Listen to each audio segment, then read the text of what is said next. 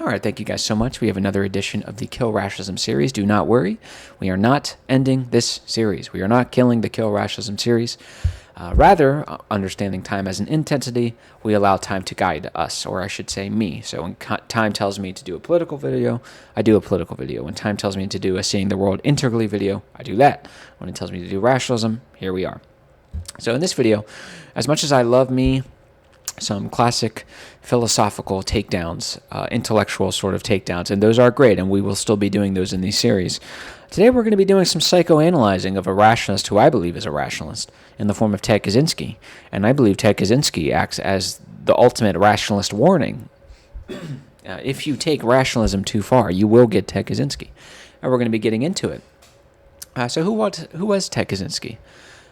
Ted Kaczynski, of course, was the Unabomber, the Uni standing for university and airports. So Ted Kaczynski was a genius man. He was a brilliant man. He was very, very, very high IQ. He was a mathematician. He was just, again, astoundingly smart. Just a very, very, very bright guy. What's the word? Let's just say he struggled in academia. He had some personality problems. He had some antisocial predilections or propensities. And eventually, long story short, we'll kind of get into it in a little bit, he became disgusted with modernity, disgusted with the system, disgusted with technology, technocracy. Essentially, what he doesn't realize is he's disgusted with rationalism. But we'll be getting into that. And so, of course, he writes up a manifesto, but he realizes no one cares about Ted Kaczynski. Actually, let me slow back.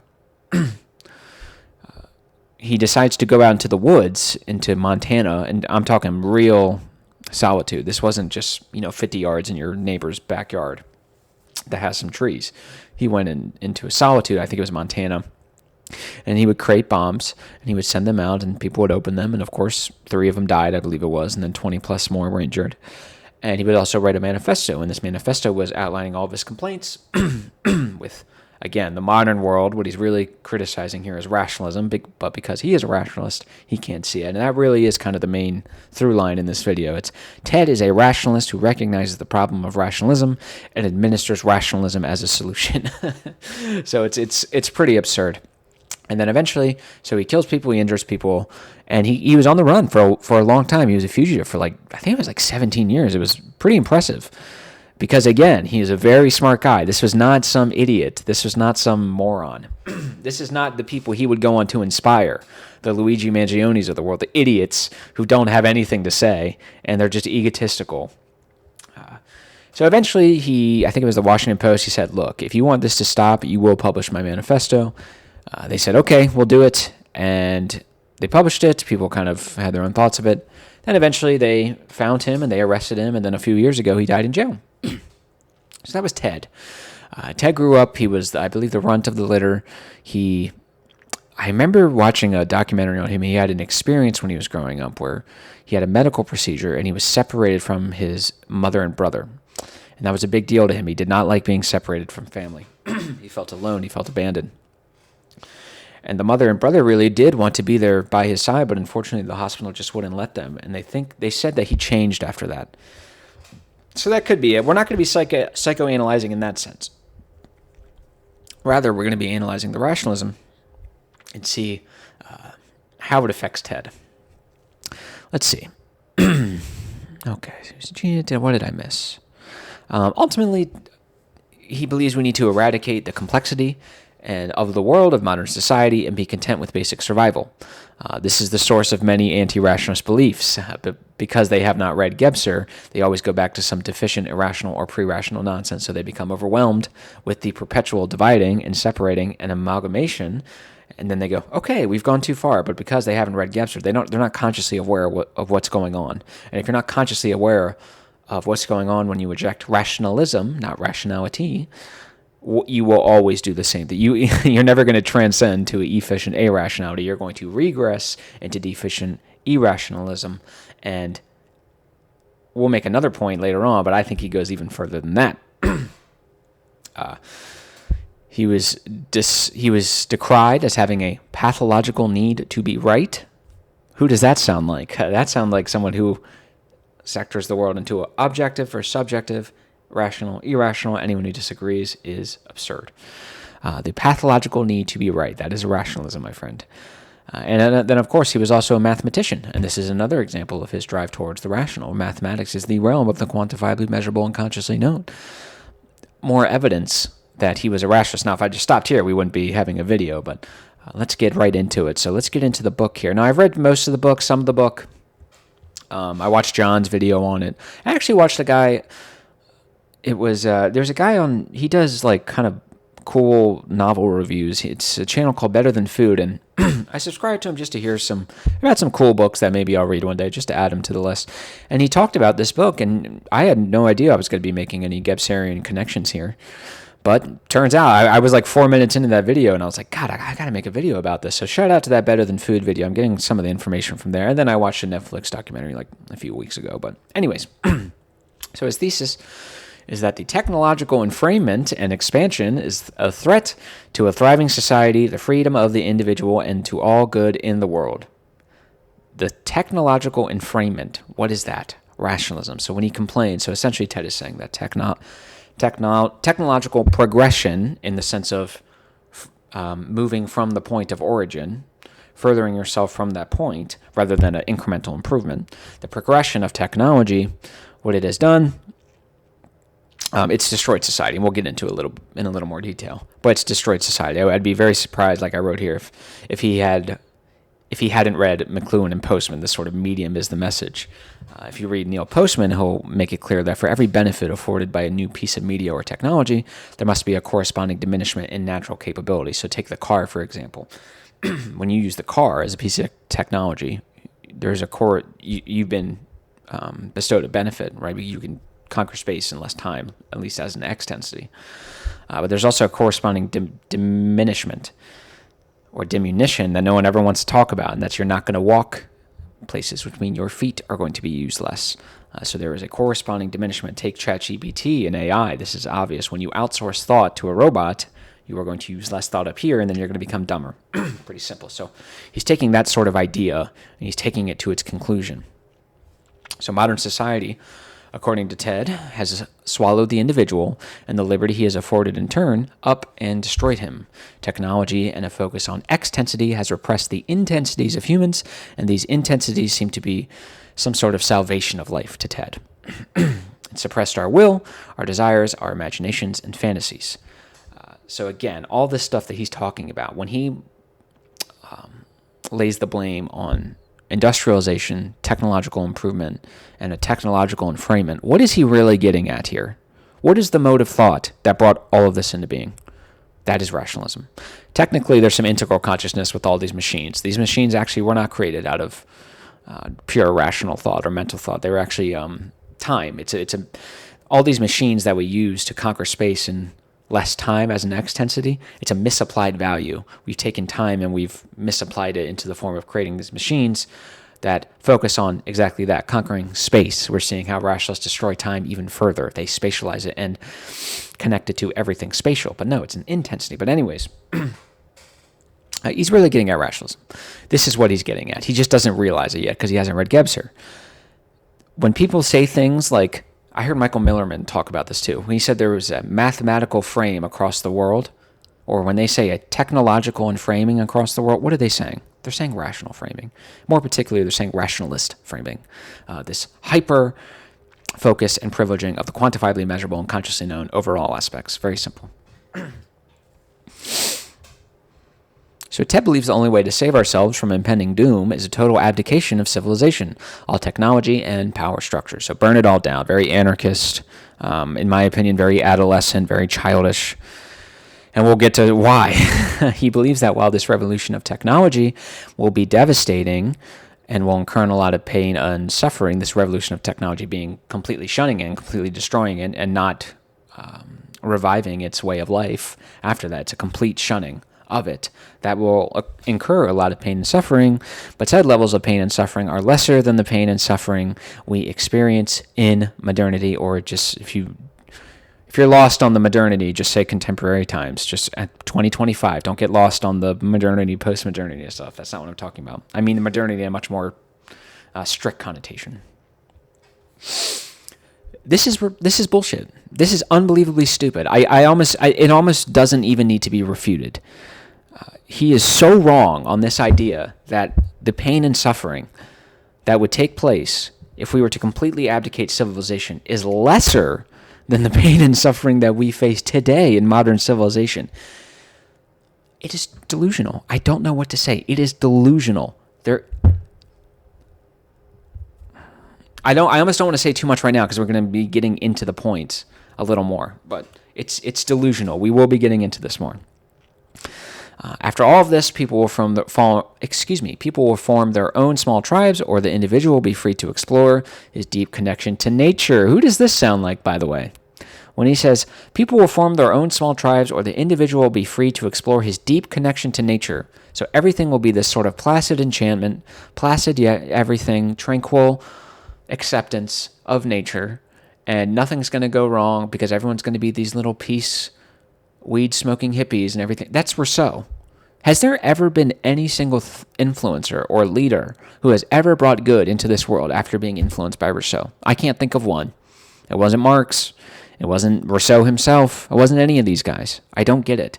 But it's so funny that Ted, Mr. Rationalist, Mr. I'm going to privilege the quantifiably measurable and consciously known, is going with Rousseau and not Locke, or even better, Hobbes. That just blows my mind to me, but whatever. He also says that the left is too focused on centralization to allow his plan to prosper, and that they're psychologically unstable. So, of course, this would apply not to the center moderate right, because they're big on decentralization, but it would also apply to the far right, of course. Fascism requires a strong centralization. Okay, I don't know why they get spared during this. And as for the second accusation of psychic or psychological instability, pot, meat, kettle. You do not have to take... Listen, guys, this has really helped me a lot. Not all criticism is the same. There is not a qualitative equality between criticism. If I were to come up to you and I was to criticize you for stealing $1,000 from me, or to criticize you for calling me an obese lard, which you've never done either of those things, you would never accept that criticism, ever. And more power to you. That would be absurd. I'm not just going to accept falsehoods because you're feeling emotional. Sorry, I don't care. So when you have someone like Ted Kaczynski say you're psychologically unstable, you don't have to take that seriously, okay? Now, you want to find a balance because you don't want to be arrogant. You don't want to be egotistical. You don't want to be a deficient rationalist. You don't want to do that. But you also don't want to go the other way, where literally every single criticism, no matter who it's from, no matter the substance, is good. Don't do that. It's not good. And the great irony here, like all rationalists, they're lashing out at the society they themselves created. And also notice the rationalist grandstanding. They do this a lot. Ted will stand up on the soapbox and denounce the problems that he created. Again, so what is happening essentially? Actually, we'll get into it. Actually, no, sorry. What is happening is he is opining for the benefits of the unperspectable world. That is, say, the mythical, magical consciousness structures.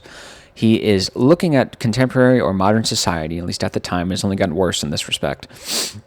And he's saying, all the psychological contentment, unity, and joy conferred by efficient pre-rationality and efficient irrationality have been divided. They've been cut apart. They've been taken away. They've been shunned. And he is essentially opining for that. He thinks he can revive those feelings and that contentment in this sort of pre-civilizational state of nature. Again, he's wrong. But the great irony is that as a rationalist, he created this exact circumstance that he gets on his soapbox and starts whining about. The rationalists do this all the time.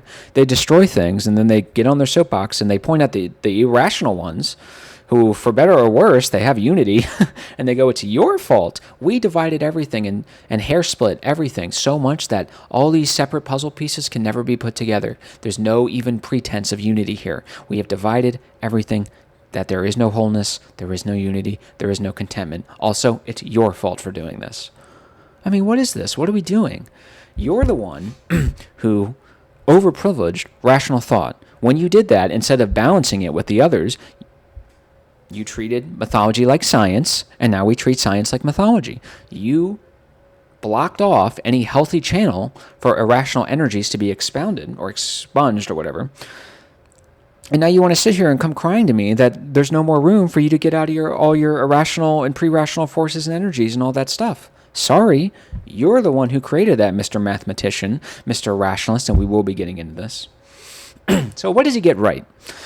So he is pointing out the problems of rationalism. The human subject has become an object and, losing his personhood, excavates the impersonal in the form of the sciences and rational inquiries for the unconscious foundations of life. This process destroys his psyche, his soul, and as our series has elucidated, that cannot happen. Let me explain the basis of scientific inquiry and rational inquiry. Until Nietzsche undercut God, really, it was kind of Darwin, but really Nietzsche, declaring that God is dead, what humans did, they excavated the spiritual domain for the foundations of life, the unconscious foundations of life. That's what they were doing. All the energies were faced upward toward the transcendent, and like I said, we were excavating to find the unconscious foundations of life. Now, in this is presupposed a certain engagement with soul and spirit, so there's a personal connection there. There is no impersonal trying to meet God. It's always a personal act. But once that gets undercut, the heights of heaven are no longer excavated. Now, the depths below are excavated. So what are we doing with science and rational thought, really? Well, we're excavating the world, only now we're not doing in the metaphysical plane, but the physical plane for the unconscious foundations of life. Here's the problem. When man cuts off his connection to divinity, he sort of cuts off himself. And as rationalism gets worse and worse, the human subject, as I said, becomes a human object. So like I said, remember, when we're excavating the spiritual plane for those foundations of life, it's a personal act. But that personhood, a strong sense of personality, that's gone now. And now science is impersonal. Math is impersonal, because if we get personal, then we get biases and we ruin it. Now, this isn't necessarily a bad thing, because without this, we wouldn't have all the benefits of science. But it can be a bad thing when the human subject forgets that he's not an object, and he is actually a subject. So come back. You can be scientific. You can also be spiritual as well. You can do both of these things and reclaim your human subjectivity, which is beautiful. Not human as an object, which means you are a vessel for larger institutions to just kind of take your will and inscribe their motives, their will onto you. You become an empty vessel meant to channel the wills and whims of large, impersonal, bureaucratic institutions. Don't do that. And Ted is pointing that out. He's pointing out how the soul and the psyche have been destroyed during this. You're the one who destroyed them, moron. So essentially deluding Guattari's critique. And then, of course, the meaningless and dull routine characteristic of modern life where everyone is working just to die. Of course, this meaning is engendered by the spatial emphasis of rationality. So, this important thing... do I want to do this? Actually, I'll save that. Okay, so... And he is right that we are in danger of having our intelligence replaced by artificial intelligence. I will give you that. And we are on the threat of nuclear war. I will give you that. You are correct about that. Your solutions are even worse. So now we'll get some refutation. So he claims to like Freud, quoting him as saying, quote, "The problem with civilization is identical to the problem of technology." He really, really, really should have read Gebser and understood what was really going on. It is not the technology, but the over-reliance on rationality and the mental aspect of the human condition that is the real problem. Another thing that I just thought of is this technology, the whole reason we have it in the first place, is we are trying to reattain the privileged organs or aspects of the human condition of the other structures. Let's take sound as an example. Now, of course, if you follow my Gebser series, in the magic structure, the ear was the organ of privilege. Everything came through the ear. The ear was the window to the world, not the mouth, because if you spoke, that was spellcasting. And if you spellcasted, you could trip up dark forces that would destroy you, because everything's a unified whole. The ear was it, right? So the other day, to go to sleep, I was watching Attenborough. I can't remember the first name. Those nature documentaries? And the one said, The World of Sound. That's what it was called, The World of Sound. So I clicked on it. And as I was watching, it hit me like a bolt of lightning. Like, oh, this is what Gebser is talking about. These new mediums meant to perfectly capture and crystallize sound, that is a modern attempt to reattain the benefits of the magical structure. So he's misunderstanding what technology is. One, he doesn't understand that it's not technology, it's rationalism. You can have technology and still live a fulfilled life as long as you stop the rationalism. Two,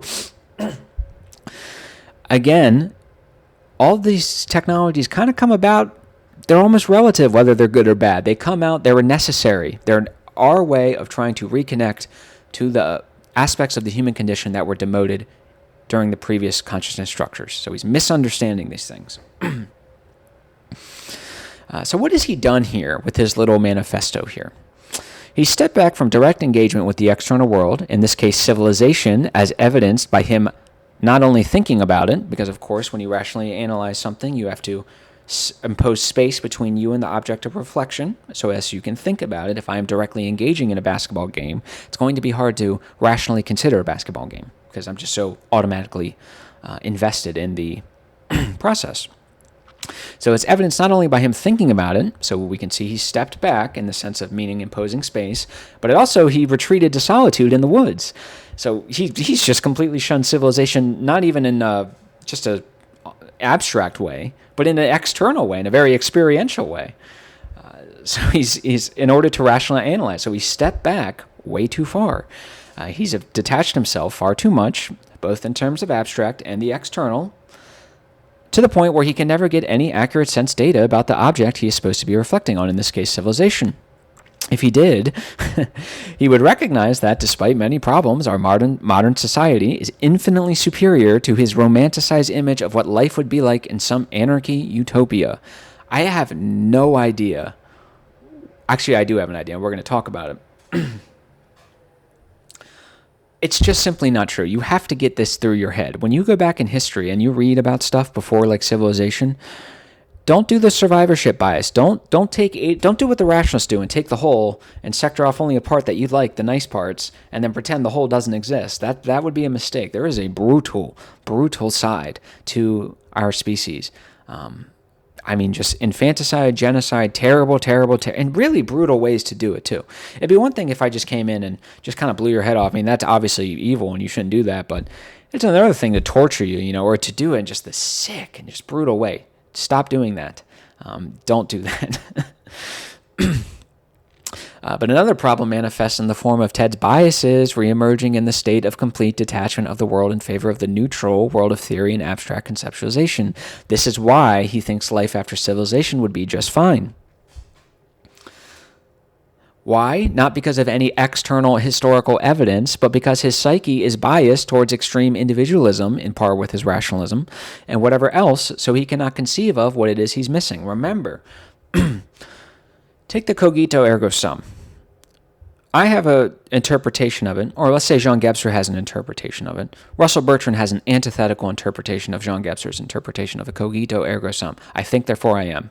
There's two antithetical interpretations of this. That there is a variance in interpretation at all signals. What is the source of the difference in interpretation? The psyche. It's not 2 + 2 is 4. What are we interpreting here? It's not the whole is greater than the part. There's nothing to interpret, unless you're some postmodernist, right? That there's any variance in interpretation at all clearly signals that the psyche, with all of its biases, has wormed its way back up because you've gone so far out in abstract conceptualization, and now it's imparting all of its biases onto your thought. And the real sickness is that Ted can't even see it.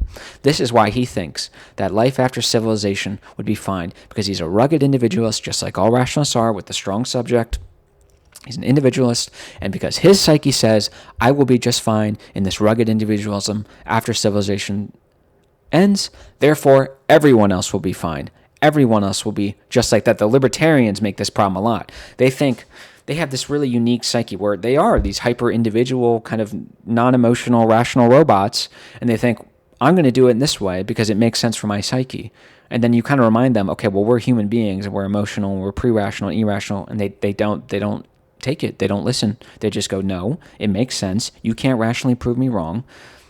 So we're just going to do it. No, I'm not going to sacrifice all of civilizations based on the biases and the predilections of Ted Kaczynski's messed up psyche. It's not going to happen. He's not appealing. The point is, he's not appealing to any sort of external evidence. He's only appealing to up here. And up here, he's gone so far that his own biases have come in and ruined everything. So no, I do not have to listen to what you say if all you have is never only exists in theory and never been empirically tested before. I'm not going to sacrifice all this stuff just to placate your emotional biases and your desire to be right because you're a rationalist. No.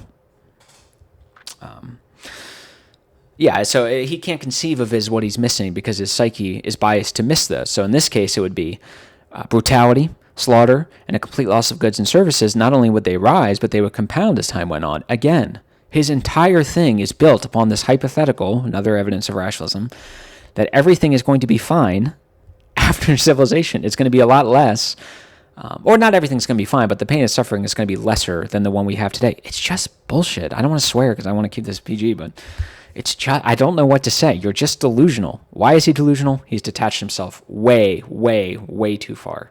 And now we get his nonsense.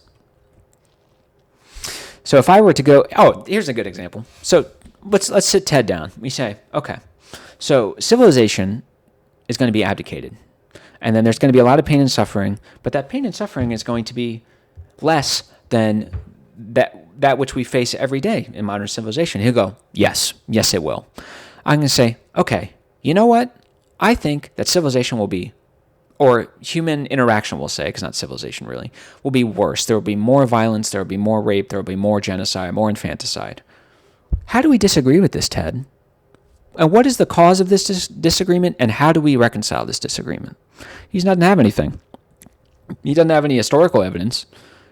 All he can appeal to is his own mind, his own, well, rationally speaking, there we go, you're a moron.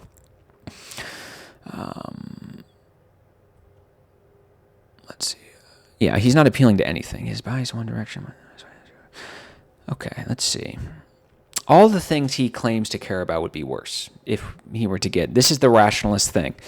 They identify problem A, they can't see that they created problem A, they impose solution B, which is just more problem A, and then they get more problem A, and then they get on their soapbox and whine about it. It is ridiculous.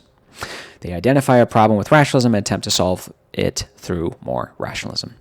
So another example, besides the getting way lost in his own head and just getting lost, is the false dualism. You see this a lot with the political right. We either progress forward with the technocrats, according to Ted, off the cliff, or run backwards and try to emulate what worked. Either or, right? This is what the right made. This is the mistake the right makes. We either progress off the cliff with the left, or we romanticize some past that wasn't even that romantic, and it was a lot of terrible things. And again, what happens with the right? They get so lost in the abstract, their biases come in. So they think we can just re-emulate this and everything's going to be fine. It's a false rationalist binary.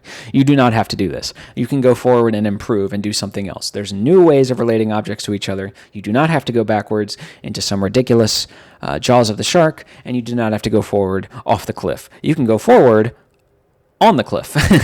Just change the way you're viewing the world. Understand time as a dimension, maybe awaken integral consciousness. You can do all sorts of stuff. You don't have to do this. It's ridiculous. Now, here's another thing. This is interesting. So the right, a lot of the far right, what they want to do essentially, when they say they want to go back to the 15th century, 14th century, what they're really saying is they want to go back to a time before the mental consciousness structure mutated. That's obviously never going to happen, right? That's absurd. We all know that. Here's what Ted has done. Ted has even outdone the far right, where not only is he rejecting the mental structure, he is now rejecting the mythical and magical structures. He doesn't even want any of those. I mean, it's insane, because the right rejects the mental in favor of the mythical. He's rejecting all of it. He doesn't want any of it. He wants this rugged individualism or these hyper small tribes, and that's all there is. It's just absurd. You can't. He wants us to go back in a way of achieving the psychological contentment either that was imposed on us or conferred on us either by the archaic structure or by the magic structure. But he just doesn't get it. Like you will never be able to do that by going backwards, but you can do that by going forwards into awakening integral consciousness. You can't achieve the spacelessness and timelessness of the archaic structure unless you awaken integral consciousness by going forward. Essentially, what he's doing, what he's really doing, he's searching for origin. Another reason as to why he should have read Gebser. If he would have realized that in a very sort of soberly holy way, as, what's his name? Holderlin explains, that you can consciously awaken or attune yourself to the spaceless timelessness of origin of the archaic structure. And you can do that through integral structure. We're good, right? We don't get a Ted Kaczynski. We don't get 3 dead people. We don't get 28 people. This is why I said in my notes, it seems Gebser's obscurity is literally killing people. That's kind of a joke, because it is possible that Ted could have read it and just said, this is stupid, and done everything the same. But I do genuinely wonder if he would have read Gebser and been like, hey, I know what you're searching for, and the way you're doing it is the worst way possible. Not only can you attain what you're searching for, but I can show you the path. I'm very curious as to what Ted would say. I would love to go back in time and get 1 to 2 hours alone in a room with Ted and just lay out all this rationalist stuff, lay out all the Gebser stuff, and see what he says. I'd be very interested. I don't think he would accept it because his ego is too big. But interesting, right? So I in many ways, you kind of can argue that Gebser's obscurity kind of did kill people, because what Ted is doing is searching for origin, and he doesn't recognize that you can only attain it by going forward, not backwards. He went backward. Not only did he went backward, he sprinted backwards, and he did it in a sort of blind fury. And now what do we get? We get the death of innocent people, the death of potentially your mother, your sister, your brother, for no reason, absolutely no reason, for rationalism's sake. Great. And I think this is my final point, or I guess we'll do it in some after, his misunderstanding of time. So he complains about, again, this is another reason why, just read Gebser. He is right about this. He complains about just meaninglessly meandering and producing through life, where you live to produce for your boss, you work more and more, and of course there's just less fulfillment. It's just part of a nature. This is not a new criticism, but it is an accurate one. You essentially become just economic units producing and selling. What he doesn't understand is that this phenomena of this sort of mechanistic meaninglessness only comes about from a misunderstanding of time. This phenomena comes about when time is spatialized, and when it is spatialized, it becomes something to kill or fill. In either case, it's filled or killed with what? With activity, which is, say, movements in the spatial world. Excuse me. So, instead of listening to time and allowing it to guide you toward more fruitful and spiritually fulfilling actions, which would completely destroy your meaninglessness, you try to master it by turning essentially into a Sigma male grindset kind of guy. Every hour must be filled with the maximum amount of productivity. So when we separate time into spatialized containers, when they have units that are separated from each other, again, each is an individual spatialized unit. We'll say it's an hour, from 1 to 2, 2 to 3, 3 to 4. These are spatialized containers, essentially, and they must be filled. Why? What we're filling them with? Just random, meaningless actions that give us absolutely nowhere. They don't fulfill us. They don't confer contentment. They don't confer spiritual purpose. They don't do anything for us, but we're just doing it just to produce. We're almost like the magic structure, where we're doing without thinking. We just kind of become these cogs in the machine, and this is based off a misunderstanding of time. You've spatialized it, and then when you spatialize, you try to fill it with meaninglessness. Stop doing that. And then, of course, this is all compounded by the fact that we keep dividing time into smaller units, so each one needing to be filled even further. I'm reminded of, if you've watched the show Succession, which, by the way, season 3 was not that great. Season 4 was absolutely terrible, almost ruined the show for me. But I'm reminded with Shiv, she schedules her cries. So there's like a 15-minute, when someone in her family dies, there's like a 15-minute span where she goes out and cries, and then she stops, and then she gets right back to work. What is happening right now? We are spatializing time, and now we're filling it with a bunch of random nonsense, meaningless business actions, when time is clearly telling Shiv, you need to process this loss, you need to process this grief, but instead you're channeling these energies that I'm giving you and towards meaningless, rational, spatial activities. Stop doing that. And then, of course, we just keep dividing. Not only is it every hour, it's every 30 minutes. Every 30 minutes has to be filled. Now it's every 15 minutes. Now it's every 10 minutes. And then it gets down to every minute even. So this is where you get the Andrew Hubermans of the world, who tell you not to be creative until particular neurons in your brain fire off, which is to say at 9 a.m. or when you drink coffee. I could not think of anything more destructive to true, amazing, high-quality creativity than that advice, than to Just write every day, even if you have nothing to say. Cram in these meaningless actions into your hour, and if you don't do it, you're going to feel like you're lazy. I could not think of anything by you trying to bastardize time and make an intensity fit into your extensity box and then work with that. I could not think of anything worse. Why not let time as an intensity and creativity speak to me, guide to me? Toni Morrison understood this. The YouTube channel Right Conscious talked about this, where Toni Morrison would just live her life for 2 weeks. She would work and she would see her family and do whatever she would. She didn't think about writing at all. But then there were these little spurts of time where she would drop everything and she would write for a week. She would hold herself away and write for the week. Now, I've never read Toni Morrison, so I can't speak to her quality. But a lot of people think she's a really great writer. So I think it was a pretty effective way of doing it. Or you could do it the Andrew Huberman way and say, oh, it's 6 a.m., I'm not feeling creative at all, but I'm just going to force it, and somehow, magically, things are going to appear. It's ridiculous. So, in sum, Ted is the ultimate endpoint of deficient rationalism. He is a warning. He is yearning for all the benefits of the unperspectable world, meaning and psychological contentment, spiritual fulfillment, a revival of emotion, sentiment, and romance. And yet, because he himself is a rationalist, he scorns any potential solutions that don't require a complete upsetting of civilization. We even see the connection between deficient mental and magic structures in the form of Ted resorting to bombs, power, in order to emphasize control, power. Ted thinks that he, like all the rationalists, can stop the incipient integral consciousness, stop the transition through power. That will never, ever, ever happen if you try to get World War I and World War II. Stop doing that. He's too egotistical and arrogant to see that he will never be able to control these meta movements in history that he somewhat recognizes. He needs to understand that we act as co-agents. Us human beings are not the ones in the driver's seat. We are in the passenger seat, and we tell the driver's seat where to go. Don't think otherwise. The spiritual world is real, origin is real, and it guides us. These structures, as Gebser has shown us. I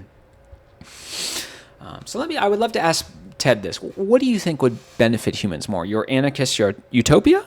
So Ted's anarchist utopia, either, let's be rationalists here, either Ted's anarchist utopia or the awakening integral consciousness, the concretizing of the soul, the psyche, and its totality, myth, romance, the spirit, the spiritual other side, and the spiritual whole, all as you retain the efficient aspects of rationality. Which one do you think would be an improvement for the world? Everything I just listed, concretizing the soul and spirit, the psyche and all that stuff, or your anarchist utopia? I think I know which one I'm going with. Concretizing time, too. That also adds a benefit to the human condition. Because one, we're being guided essentially by the spiritual other side when we listen to time. Two, we can actually stop misapplying these intensities and apply them towards healthy ends. We can use time to impart meaning and fulfillment in our actions in a spatial world, and we don't have to drop the rational validity of them. Unlike you, Ted, who wants to drop off all the efficient aspects of rationality so you can romanticize your ridiculous utopia. It's ridiculous. Let's see. Extraordinary powers will be conferred on us not by a return to some overly romanticized past, but a transcendence into the future, or more accurately, making the future already within us present, in which we integrate all aspects of the human condition and not just one sect. The irrationalist, in case of Ted. So he's this really weird because he kind of fluctuates between rationalism and irrationalism. He's a rationalist in the sense that he identifies the problems, but he's an irrationalist in terms of his solutions. It's kind of like the worst of both worlds. That will inevitably spell our doom. We confer not only the benefits of irrationality, as Ted desires, but rationality and irrationality too. Of course, pre-rationality as well. And then, for far too long, we have been living as a quarter of ourselves. Attaining the power of the full human condition is what will save us from the problems that Ted whines about. Not solving the problem with more of the problem. So whether it be we're pre-rationalist, we're irrationalist, we're rationalist, we have been living as a third of ourselves, maybe a quarter, depending if you want to put the archaic structure in there, as a third of ourselves. And that is what Ted is getting at. Unfortunately, he's too arrogant and too egotistical and too close to the sun to recognize that he is the progenitor of the problem that he grandstands about and that he wants to destroy all of civilization to solve. No, This is a rationalist warning. This is the end point of rationalism, and he should not be glorified. This was a man who epitomizes the rationalist certainty, the rationalist arrogance, who seriously thinks that he can take the whole of anything, sector off a part from it, treat the part as the whole, detach himself even further from what it is he's reflecting on in this abstract conceptual space, and then come back from the mountains, wholly detached from reality as it is, and come back with the most absurd conclusions in the world. And if you disagree, then you must not care about objective truth. No, it is ridiculous. He should not be. Think about the arrogance. I'm so positive of the objectivity of my beliefs that I'm going to bomb people and murder innocent people, removing mothers, removing sisters, removing grandmothers, and I'm going to maim other people, all because I'm just rationally correct and everyone else is an idiot, even though you are the one who pulled down on the seesaw, and now the other one comes up, and now you want to cry. I've said this before. You created Frankenstein's monster. He's about to put the knife into our back, and then you look at me, you tap me on the shoulder, and you look at me and you go, what an idiot. He doesn't even understand that the whole is greater than the part. And I go, yeah, that's really nice. And then he stabs us both to death, and now look at us. Well done. So, no, I don't respect Ted Kaczynski. I used to when I was trying to be cool, but then I realized, oh, this guy's a moron. And if we ever followed his beliefs, then we would be screwed. So I hope you guys enjoyed this video. This was kind of a fun one. We're psychoanalyzing a little bit. And yeah, I really do think Ted Kaczynski is kind of an endpoint. So let me know if you guys have any more ideas for rationalism. Maybe you guys are experiencing something that I just don't experience. And particularly, I know I have a couple international, I guess, subscribers. If you guys have anything like in your countries, obviously I'm in America. And even then, I'm only in a very small part of it. So let me know what you guys think. And I will see you guys soon. I love you guys. Thank you.